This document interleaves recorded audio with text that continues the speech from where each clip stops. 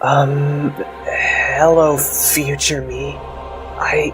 I guess there's not really a point to that since I can't hear you back. But, I hope you're doing well. You're an ultimate detective, right? That's good. No one will suspect you, so you can pull off a great twist killing.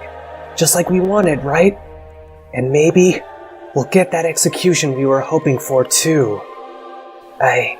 I guess that's all I wanted to say. Good luck. The video cut out, and the two viewers were left to process what they had just heard.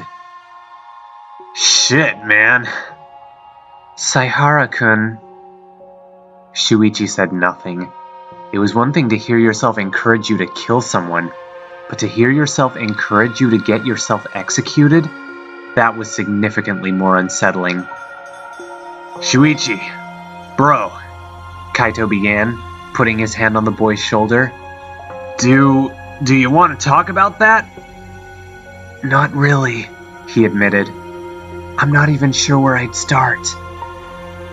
Do you think about it a lot? Kaede wondered. About what? Dying, she clarified. Sometimes, he revealed. Not about killing myself or anything, but I sometimes worry someone will try to kill me. Makes sense after all. Get rid of the detective, make the investigation harder for everyone. But do you ever think about getting executed like... The words felt dead in Kaede's mouth. Like she did. Not as of yet, Shuichi replied. I can't really see myself killing someone in the first place. I sometimes do, the pianist admitted. She continued before the boys could respond.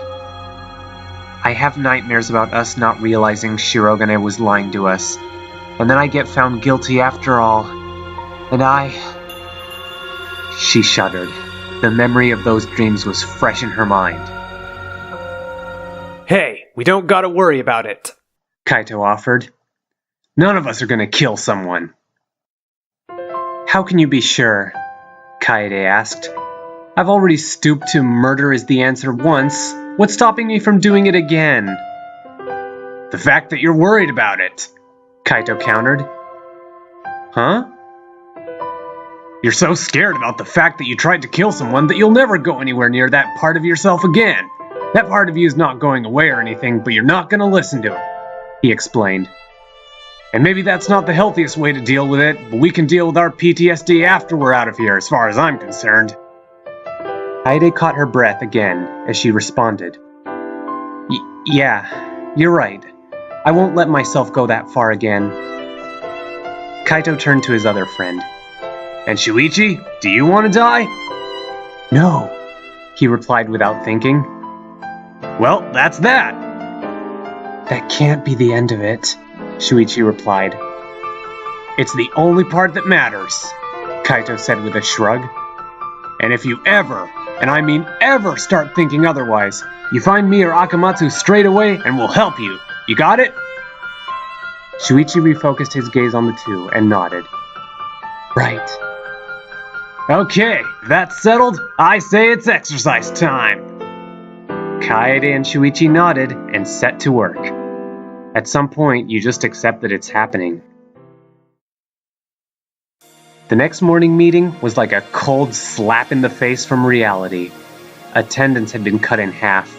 Kaede and her two exercise partners were there, of course, but Angie, Gonta, and Kibo were the only others to join them. Any idea where the others are? Kaede asked the room. Tojo-san said she was collecting laundry, Shuichi offered. I told her we could handle breakfast for the day. To my knowledge, the others all wish to be left to process things on their own terms, Kibo explained. I knocked on a number of doors this morning, but a few of them simply refused to answer. Well, there are 6 of us here now, Kaede noted. Even if we can come to a consensus, that's still not enough to deal with Oma-kun by majority rule. Not that you'd reach a consensus. The group turned to see an unexpected arrival. Maki stood in the cafeteria doorway, arms crossed. Harukawa-san? Kaede asked after the other girl. The red-eyed girl said nothing and made her way to the main table. She dropped a single scrap of paper down. Oma slipped that under my door. Figured you might want to read it. Kaede snatched up the paper and began to read. Dear everyone, I realize you're probably all mad at me. For my own safety, I've elected to remain in my room until I am no longer permitted to do so. Don't worry, I stocked some snacks, so I won't starve to death. Probably. See you soon, Oma. That fucking asshole! Kaito jeered. Where does he get off, thinking we're gonna let him get away with this? Well, whatever you do, leave me out of it. Maki requested. She turned and made her way out. Wait, Maki Roll! Kaito cried out. Stop calling me that. She responded, not breaking her stride. As she left, Kaede turned to Shuichi. Can you handle things from here? Sure, He replied.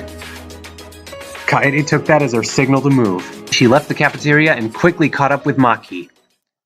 Wait! The fake caretaker groaned. What do you want? I want to know why you're excluding yourself, Kaede explained. I get that you prefer to be alone or whatever, but you don't have to lock yourself in your lab all day. I can do whatever I want. Maki shot back. I know, Kaede reassured. But I'm saying that we're willing to let you in, and I'm starting to get worried about you. Worried? Well, yeah. Kaede rubbed her arm, as if she had gotten a sudden chill.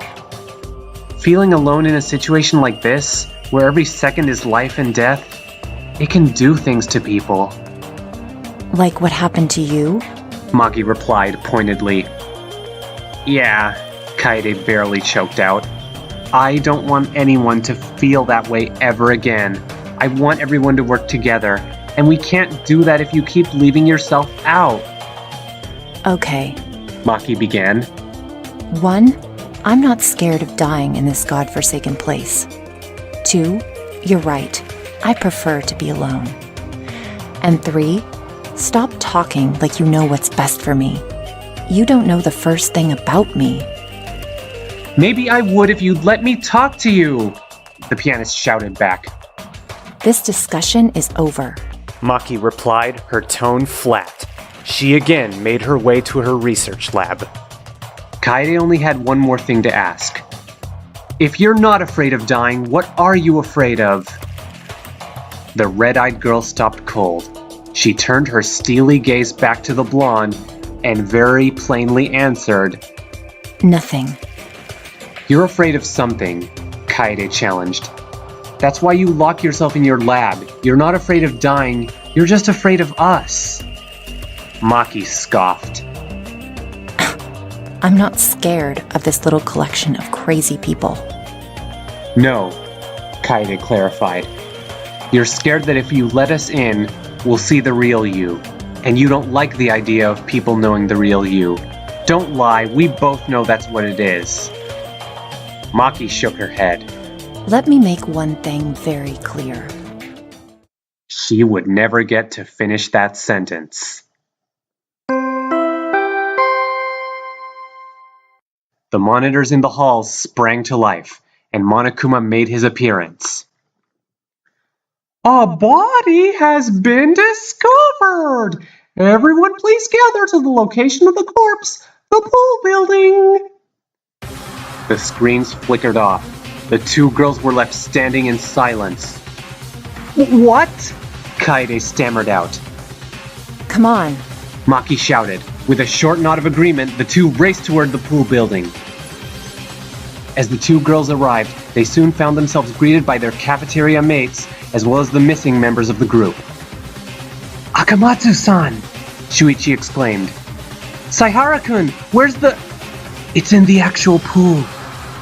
Kaede made her way to the main room of the pool building and found herself greeted by a haunting sight. The once clear crystal water was now stained with blood, almost entirely dyed in its hue. Floating amidst the tainted liquid were a large number of life preservers and, more to the point, a body. the body of the ultimate anthropologist Korekiyo Shinguchi. End of chapter 13.